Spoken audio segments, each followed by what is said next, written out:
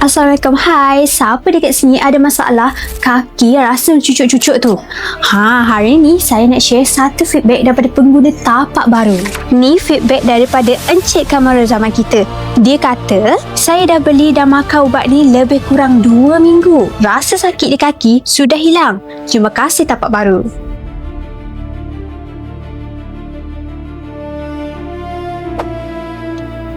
Alhamdulillah, dalam masa lebih kurang 2 minggu je, sakit kaki yang Encik Kamaru zaman alami ni hilang. Masalah gout ni bukan benda kecil tau. Mula-mula mungkin rasa sendi berdenyut, kaki sakit, nak pijak lantai rasa cucuk-cucuk. Malam pula tak boleh nak tidur sebab rasa berdenyut tu. Kalau asid urik ni tak terkawal, makin lama makin kerap diserang. Last-last, kerja kita terganggu, kita nak berjalan pun rasa terseksa.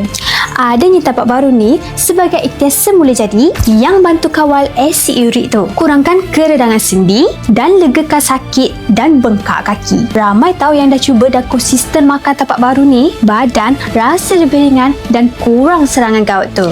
Yang penting amalkan secara konsisten.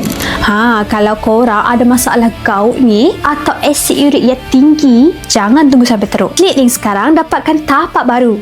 Jaga sendi sebelum terlambat.